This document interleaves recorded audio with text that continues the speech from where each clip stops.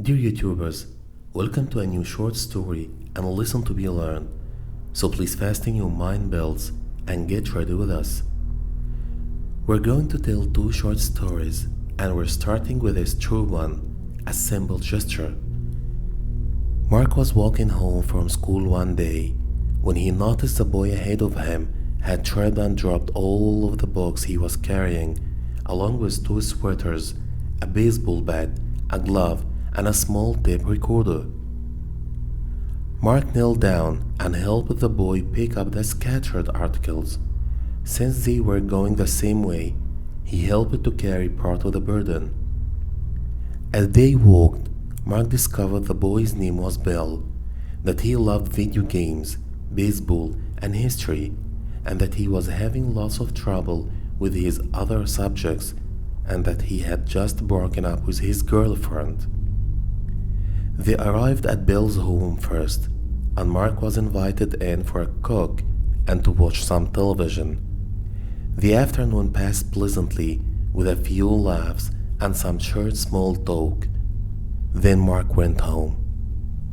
They continued to see each other around school, had lunch together once or twice, then both graduated from junior high school. They ended up in the same high school where they had brief contacts over the years. Finally, the long-awaited senior year came, and 3 weeks before graduation, Bill asked Mark if they could talk. Bill reminded him of the day years ago when they had first met. "Did you ever wonder why I was carrying so many things home that day?" asked Bill. "You see, I cleaned out my locker because I didn't want to leave a mess for anyone else. I had stored away some of my mother's sleeping pills, and I was going home to commit suicide. But after we spent some time together, talking and laughing, I realized that if I had killed myself, I would have missed that time and so many others that might follow. So you see, Mark, when you picked up those books that day, you did a lot more. You saved my life." Now with letting go. There was once a lovely girl, a lonely girl, who longed desperately for love. One day, while she was walking in the woods, she found two starving songbirds. She took them home and put them in a small glided cage. She nurtured them with love, and the birds grew strong. Every morning they greeted her with a marvelous song. The girl felt great love for the birds.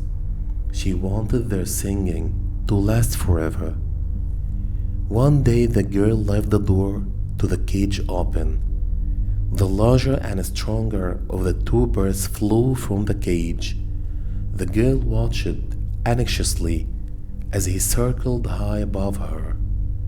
She was so frightened that he would fly away and she would never see him again, that as he flew close, she grasped at him wildly. She caught him in her fist. She clutched him tightly within her hand. Her heart gladdened at her success in capturing him. Suddenly, she felt the bird go limp. She opened her hand and stared in horror at the dead bird. Her desperate clutching love had killed him. She noticed that the other bird teetering on the edge of the cage.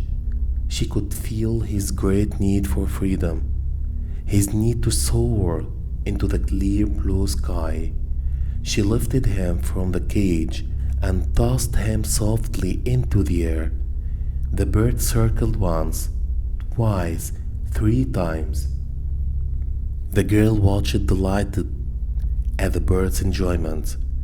Her heart was no longer concerned with her loss.